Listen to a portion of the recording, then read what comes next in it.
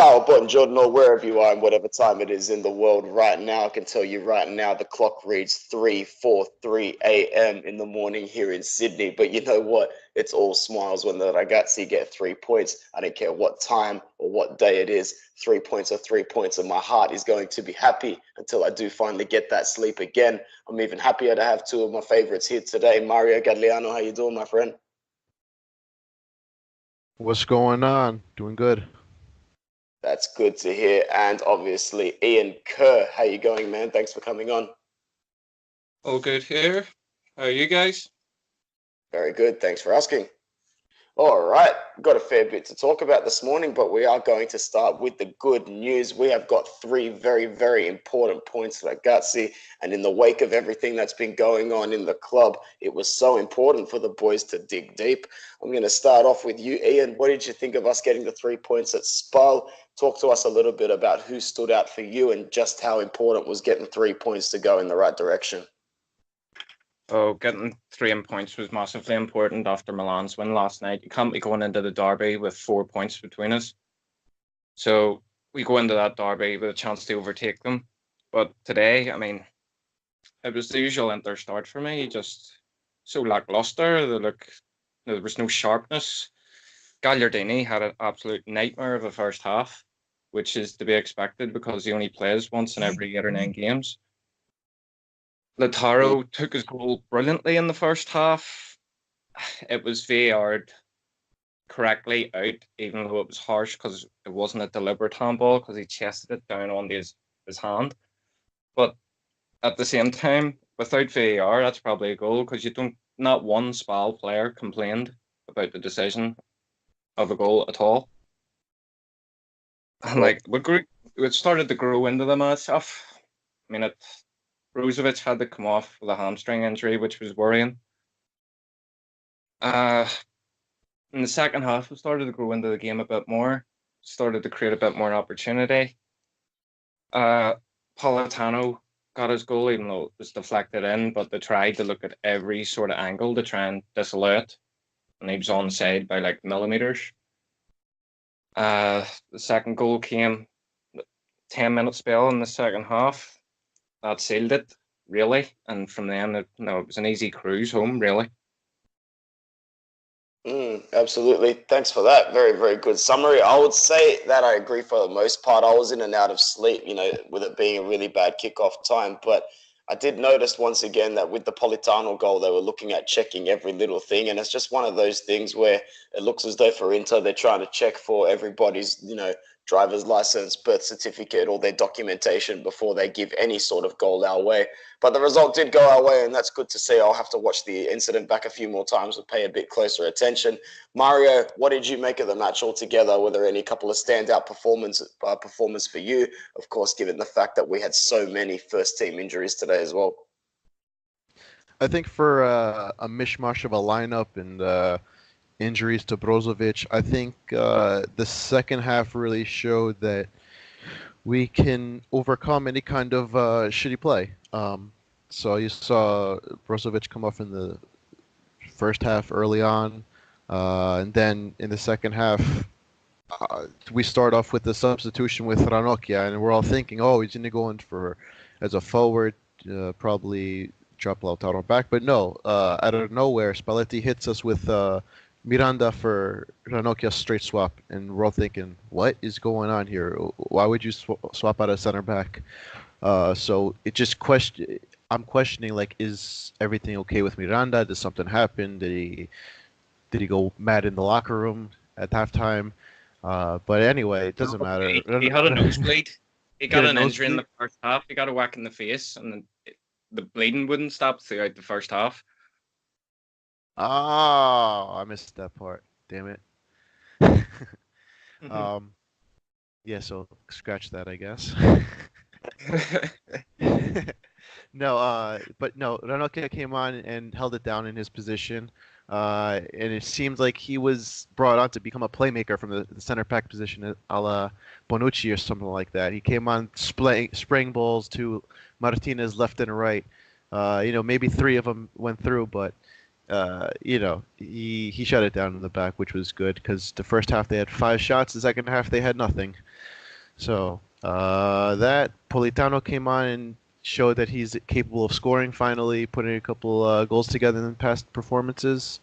Martinez was, just killing it all around. His goal was taken away, but regardless, he was still fighting. He created Politano's goal. He was going at the defense, getting fouls, and shut it down. Gagliardini, he plays, he scores.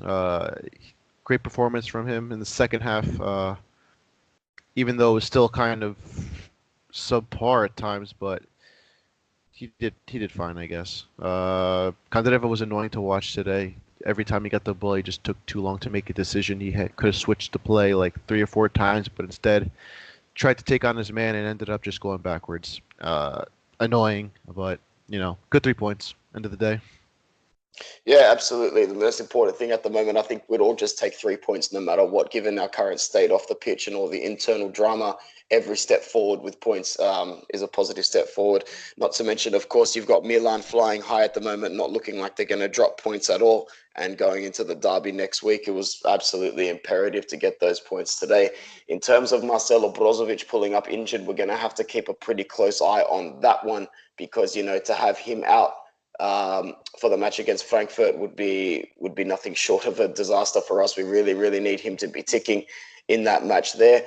In terms of today, the aftermath from today, I'm really happy that Roberto Gagliardini and Politano, the twins B1 and B2, they can actually look quite similar if you blink a couple of times quickly. And it's good to see them getting on the score sheet. Gagliardini, I really, really feel as though he needed it because I missed most of the first half. And if what you're saying is true, Ian, I completely believe that he had another game where he was really rusty at the start. Would have taken way too long to get involved or get into it. But, he is that player that does have that ability to find some space in the box or be able to nick something. We saw him nick 2 really good goals against, I think it was Genoa when we beat them 5-0.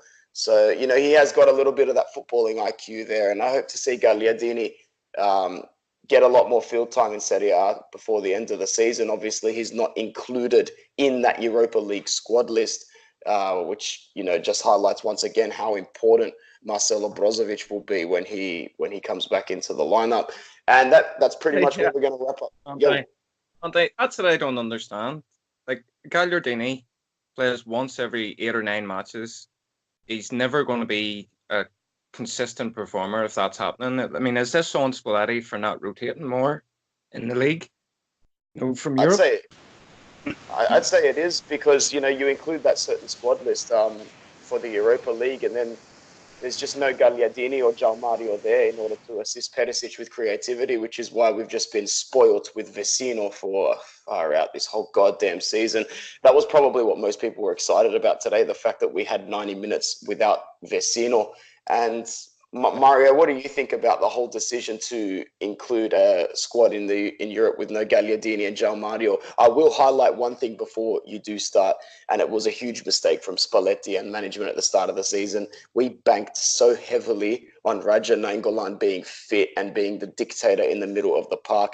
In hindsight, it was such a stupid decision to think we could go the whole season with him performing at almost every single level and just being able to fill the holes and nooks and crannies in midfields with other players. But right now we're seeing that was our worst decision of the season. So, Mario, where do you sit on the whole lack of midfield depth in our Europa squad? I think it's stupid. I mean, we're short at the position to begin with. We only have, 5, maybe 6 midfielders that are capable of actually playing. I'm not including the youth players, obviously, because you throw them on, they're going to be like a deer in headlights more often than not. So I think it just didn't make sense from the beginning. João Mario, yeah, sure, whatever happened, but he's here to play now, and when he's been playing, he's been performing. To sort of track back on the Gagliardini thing, yes, he plays every 8 matches, but when he does play, he doesn't put any reason. He doesn't give Spalletti or any Inter fan any reason that he should be playing the next match or finish the first half after just putting poor performances. Because sure, you could say he plays every 8 matches, he'll never get fit, but at the same time, if you put him on, you got to do something, and every time you you put him on, it's just the same thing. It's just he looks nervous. He loses the ball, poor decisions. He might cost us a goal or miss a goal or whatever the case is, driving us crazy. So he hasn't given us a reason to give him a spot. Today, maybe he might have won over Spalletti a little bit with his goal, and he bounced back in the second half. But if you can't cut it in the few chances that you're given, you're more likely going to be left out more often than not. Rightfully so, because if you can't do it, somebody else will, and we don't have time to waste trying to make things work. Yeah, I'd agree for the most part, and it's probably highlighted when he did score those couple of goals against Genoa. I can't exactly remember who were the following fixtures after that were, but he had another couple of really, really crap cameos. I think at one point he was subbed off at 45 minutes after that. So there's been a few times this season where players have been given a chance and have been given an opportunity to present themselves, but they just haven't necessarily taken it. I'm trying to find that game now, actually. I think it was it was definitely against Atalanta. So we smacked Genoa and then went and got a respectable draw at Barcelona. But then Gagliardini had his couple of chances against Atalanta and Frosinone, and I think as well he just didn't perform as well. But once again, that goes back to what Ian said. Could have it been on Spalletti's rotation? Could have he maybe picked and choose the fixture list a little bit more carefully and in hindsight given a run out to some fresh legs for some players who are going to miss out in Europe? But look, we're just basically going to have to bear with what we've got now until the end of the season and basically take it game by game. And if that means playing Gagliardini when needed in the league, so be it. If that means playing Vecino 100% of the time when he's fit, beggars can't be choosers, guys. We're just going to have to do with what we've got. All right, so moving across to Frankfurt this week.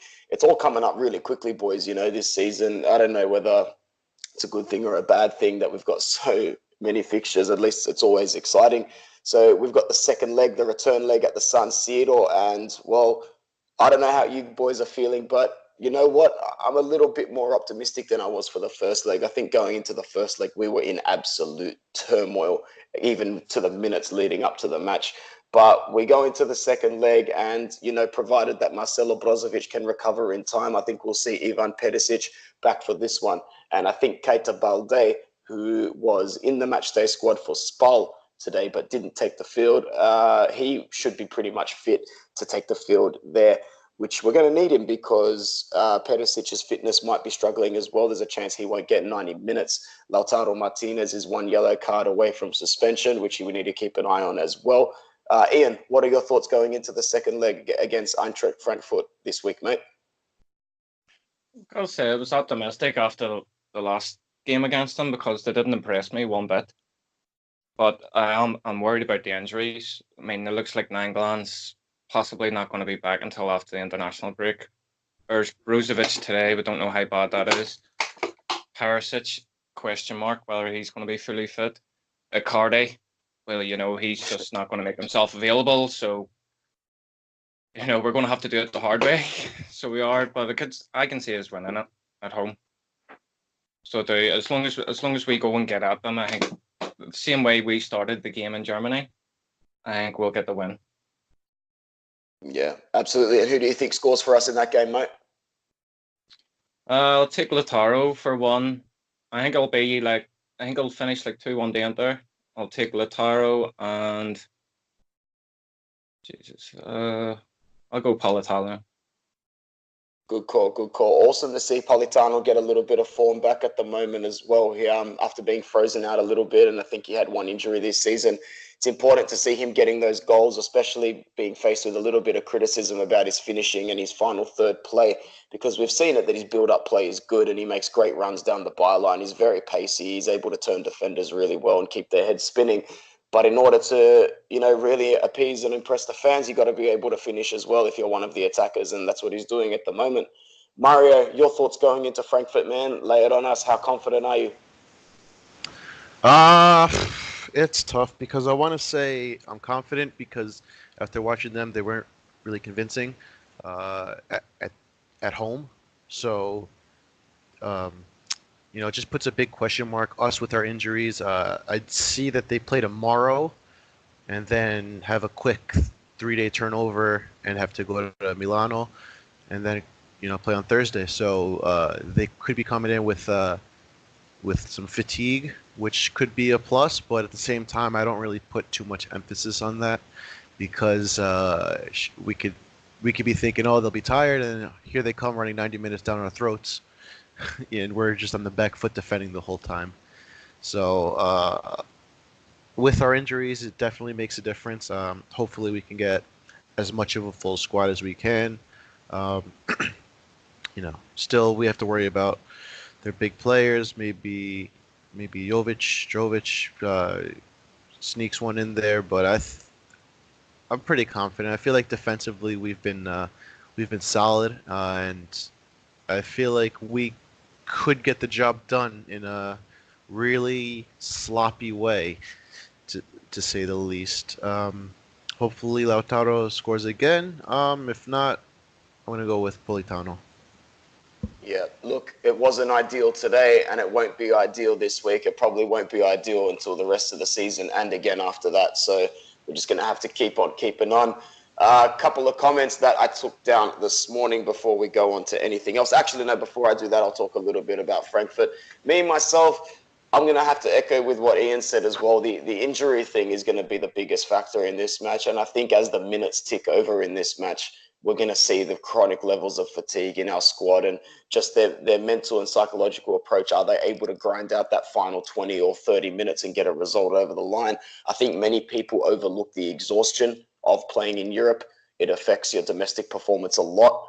And basically, it's no coincidence that Milan started winning a whole heap of their games after they got kicked out by Olympiacos, put it that way. So for all the negativity around our club at the moment, we are still in this European competition and we're 90 minutes away from a quarterfinal. So let's just hope that Ragazzi can dig deep, put their heads in it, and you know what? Hopefully we can come away with a win. Comment coming in from Jason Kapos from Australia. He had a couple of points from this morning's match, and I'm sure Mario might even disagree with a couple of these. But he says that Cedric is a much better fullback than Danilo D'Ambrosio. He feels much more confident when he's on the ball. He says that Ranocchia was immense from the back, that when he came on, he didn't expect him to be subbed on in a straight swap, but he enjoyed how he played the ball out from the back. And he always looks so assured when he puts our jersey on. I would agree there for the most part. I think he's everybody's capitano still somewhere in our hearts at the moment. And Jason also says Lautaro's one-touch control and ball play is refreshing to see, and he hopes that he gets as many minutes as possible at the start of next season as well, and we begin to build the attack around Lautaro. I'll go back to the first point. Mario, do you care to debate the Cedric is better than Danilo D'Ambrosio comment? I wasn't paying too much attention this morning. As I said, I only got to see about 30 minutes of the match. How did Cedric perform overall as our fullback? Cedric is a load of shit. I mean, did you see him taking corners today? He couldn't get it over the first freaking defender. He couldn't make it into the 18-yard box almost. I'm just yearning for the day we get anybody who can take a set piece or put in a cross over the first defender, to be honest, man. Oh, my God. We brought him in. He's supposedly supposed to, be this attacking force, but he doesn't provide anything, really. He gets the ball. I see him lose it more than he freaking completes a cross or a pass. Defensively, he's in shambles half the time. I saw freaking the Spal, whoever the hell they have playing left mid. I couldn't even name him. He was running at him, I'm sure, the whole first half, even though I missed it. But the whole second half, they were just going right at him. And, sure, nothing amounted to it, but he was getting a run for his money on the right side. Defensively, D'Ambrosio is night and day. Offensively, D'Ambrosio has maybe like a slight advantage in my opinion, but I don't see Cedric, staying, or I wouldn't start Cedric over D'Ambrosio unless, we had to rest him for Europa League. Oh, hey, that happened today. There you go.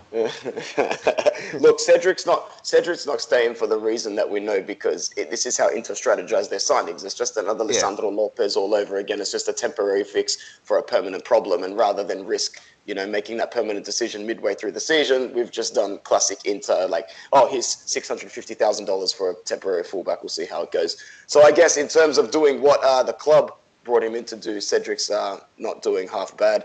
What about the comment on Andrea Ranocchia being comfortable today when he came on and looking like the reassuring player that we know he is? Ian, what are your current thoughts on, our real Capitano?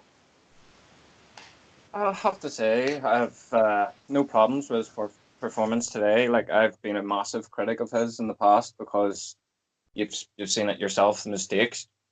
But I can't say he didn't put a foot wrong today, to be honest. And as the Lautaro comment as well, I thought he played like a mature striker today. He led the line like a proper lone striker should. I thought he played very well. Yeah, absolutely. All right, next comment that comes in. Simon says that points were desperate today, and I'm so happy that we got them. Candreva is still shit. He's hanging on to every last bit of glory, and he himself every time has to take on the final man or attempt stupid shots from every direction. When are we just going to see him out for good? Look, I'll answer that, and the answer is very, very simple. We just don't have the depth to argue at the moment, and I'm Candreva's biggest critic, and I want him. He's the first man that I'd put on the transfer list at the end of this season. But at the moment, we just pretty much need every single player that we can get. And I'd have to agree for the most part as well. It seems like every time Antonio Candreva is on the pitch today, he's only got eyes for himself and his own numbers and his own stats. But once again, beggars can't be choosers. I think everybody is in the same boat when I say that we have been waiting for Keita Balde to come back ever since, he was given a 3-week diagnosis at the start of December, for God's sake. But it does look like he will be back sooner rather than later. Mario, what are your comments on Antonio Candreva? Is there any way back for him at Inter, or is he's definitely on his last final minutes here? I want to say he's on his last final minutes here, but knowing Inter and Candreva, he's going to stay for another 2 years or something like that, in and out of the starting lineup, because why not? They want to make things as hard as possible. Just the more he plays, the more I watch him, the more I just don't like him. I fought for the guy for like 2 years. I was like, oh, he's not that bad. He could score. He's in a poor system. But now we're out of that system, and we're moving on finally to the Lautaro movement, and he's trying to take it upon himself too much, or to the point where rather than just keeping the ball simple. Moving the ball to the midfielders, to switching the play, whatever he needs to do. He wants to take it upon himself to just try to dribble. And, maybe 4 or 5 years ago he was capable, but now he can't do it anymore. Yeah, absolutely. Ian, your thoughts on Candreva? Would he be the first name on your chopping block list as well? Or do you agree with Mario? Do you think Inter's going to keep him around for depth for another 1 or 2 years? I don't think he's on that much money, to be honest. I kind of agree with both of you. I could see Inter doing, the usual stupid business of keeping a player far too long than they have to. And I agree with you. He would be my first out the door. And there's a big list that would go out the door as well. Yeah, I would have to agree for the most part as well. All right, guys, before we wrap up today, a couple of other things. Alessandro has said to give a little bit of a shout out to the Interclubs interviews, which are going to resume as early as tomorrow or the next day. And we've got a pretty special Interclub interview with a Interclub that focuses on the Icardi and Spalletti situation, which is also the last thing we're going to touch on again today. So I've got Icardi FC's number 1, Presidente Mario, on the line. The latest that we've heard is that basically Icardi was given another chance to be called up against SPAL and this week against Frankfurt, but he said no to Spalletti. I know I'm starting to sound like a broken record here, but one question that we haven't asked, Mario, do you think Icardi plays a game again this season or no? I doubt it at this point. I feel like he's been given, 3 chances now, and he just doesn't want to play. It's obvious. Maybe he plays 1, actually. I feel like he might just be petty and play 1 game, but I don't see him playing for the rest of the season. Thank God we're going to make Champions League next year. Yeah, absolutely. And Ian, here's a question for you. Do you think that any of the rumors are true saying that Icardi is going to make a cameo or come back for the derby? And if it was up to you, would he get anywhere near an Inter jersey on that day? Well, I could believe the rumor. It's something that Inter probably would do because they're so stupid. But my personal point of view would be no, and don't even let him inside the stadium, to be fair. I think the club should be fining him. In my eyes, he's refusing to play. The injury has been made out. It's bogus. It's a fake injury. Doctors have said it. He's refusing to do his job, refusing to train. it's it's got to the stage where you have to fine him. And Yeah, if he doesn't want to come back after the fine, then we'll fire him and sue him like Chelsea did to Mutu. Desperate times call for desperate measures, man, and I'd have to agree. Man, if it was up to me at this point and we have the front three depth, he wouldn't get anywhere near a starting spot, even for the derby. I play Lautaro ahead of him, Politano, Perisic, Keita Balde. I'd play any of our fours ahead of him, to be honest. The bridges are pretty much burnt for me, as they are for most of our fans at the moment. All right, guys, we're going to keep it short so I can get a little bit more sleep before my Monday begins. I want to thank my team, Mario and Ian, for coming on once again. Mario, thanks a lot. We'll speak to you soon. Take it easy. Bang, bang. Bang, bang. Thank you very much, Ian, as well. We'll speak to you shortly. Head on. Thanks for having us. Anytime. And as always, ragazzi, forza Inter. Ciao.